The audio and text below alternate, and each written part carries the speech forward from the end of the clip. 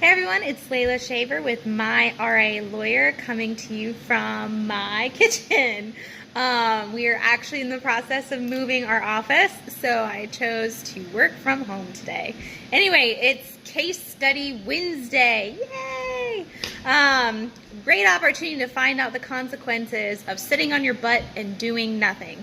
So today we're talking about Administrative Proceeding number 3-18323. We're talking about Villafranco Wealth Management, which is a New York-based RIA. So some of the issues that came up with them, they didn't do any surprise examinations for client funds and securities for which they had custody. Now this is a little different if you have custody solely because you are debiting your fees directly from your client accounts. Most states have some exemptions. You'll have to refer to your state law for that, or give us a call and we'll let you know. This was more than just deducting fees. They had custody and failed to do the surprise examinations. They had a failure to timely distribute audited financial statements for two funds. They failed to keep certain electronic communications, failed to conduct annual compliance reviews, and failed to adopt policies and procedures that would prevent these errors from happening, and that it really also addressed safety of client information. So one of the issues that also came up with Villafranco is that the CCO knew of these violations and really hadn't done anything to remedy these deficiencies over the years. And in fact, Villafranco had a compliance consultant, and the CCO was misleading the compliance consultant in terms of what the deficiencies were and where they were in completing remediation to address those deficiencies. Similarly, the owner of Villafranco Wealth Management also knew what was going on and that the compliance consultant was being misled in the progress that was being made. Ultimately, what did the firm face? They faced a cease and desist, a censure. They are required to engage a compliance consulting on an ongoing basis. The CCO was limited in the supervisory and compliance activities that he could conduct.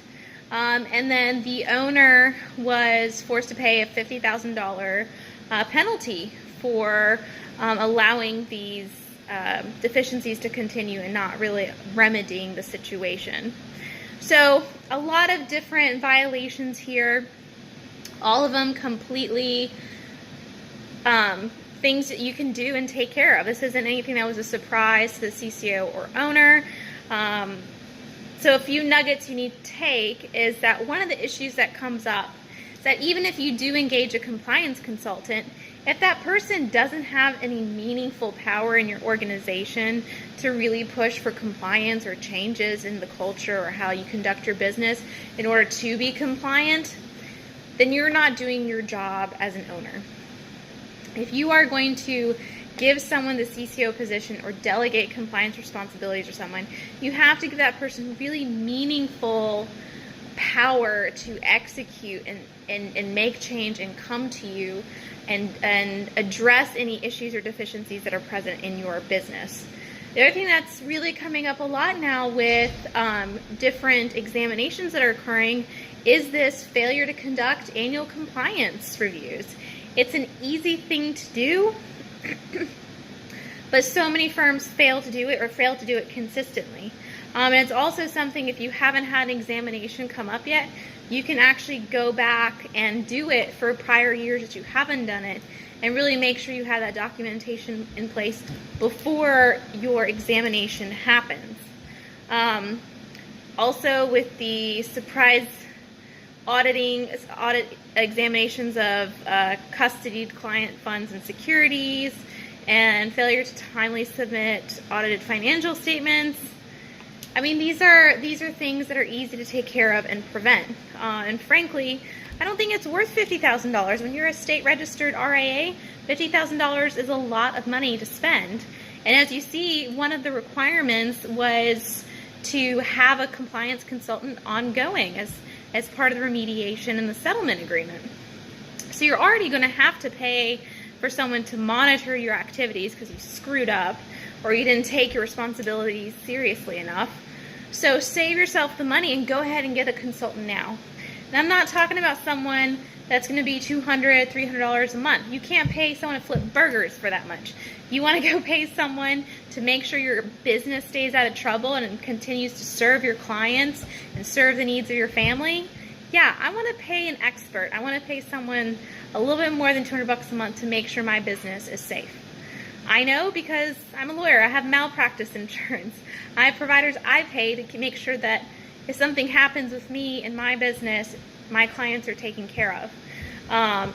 And I would actually be weary of someone who only wants to charge me $200 a month for it, because my business is worth more. It's worth more to my clients. It's worth more to me. So it's going to ultimately, and you're going to see this a lot now with settlement agreements arising out of examinations and possible fines with regulators. They are now more and more requiring independent consultants to come in, do remediation, and monitor your activities. And then these regulators will come back within a year or two and do another examination to make sure you're keeping up with the spirit of the agreement and your responsibilities. And if you don't, you're going to face further fines. So what do we take away from this? Get a good consultant. If you know your CCO is not doing their job, get rid of them. Get another one. All the issues that come up in these different administrative proceedings, all these fines, all this money that regulators take, it's for preventable things. So don't be stupid. This is a RA, state registered, generally under 100 million AUM. $50,000 is a lot of money to pay a regulator. I'd rather not pay a regulator any money. You shouldn't either. So what are some things you can do? Get a mock examination done of your office. Find out what the issues are. If you as the owner have been so busy and have neglected your responsibilities or delegated to someone else and don't really know what's going on, get a mock examination. We'll be able to tell you if the person you've delegated to is doing their job and what they're doing for you. Maybe it's someone that you need to actually get, fire and find someone else. Or outsource your CCO. We provide outsourced CCO services. We also provide outsourced compliance consulting, and we're going to be rolling out an outsourced compliance department resource for you guys as well.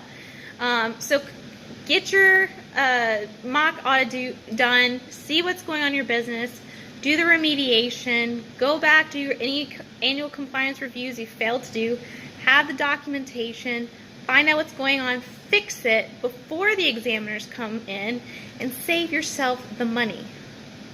Really, truly. Because $50,000, that's a nice car. A very nice vacation. College tuition for your kids. It's bills for a few months at the very least. It's a lot of money, and it shouldn't go into the pockets of regulators to pay for purely preventable things. So anyway, if you have any questions, you want to schedule a consultation, as you guys know, we just added a in-house CFO consultant to help you with all of your particular financial needs. We are launching some more services, so watch out for those in the next couple weeks to be rolled out. But give us a call. The fall is a good time, especially, we're approaching the end of the year. If you haven't already done so, it takes time to do an annual compliance review. It requires looking through documents, emails, your policies and procedures, and doing updates on them. So it takes time. Now's the time to go ahead and schedule it and get it done for the end of the year. You can give us a call, 770-462-2118. You can email compliance@myralawyer.com, and we'll schedule a consultation. Otherwise, feel free to reach out to me on social media or email me directly at Leila, Leila, @myralawyer.com. I hope you have a fantastic Wednesday, and we look forward to hearing from you.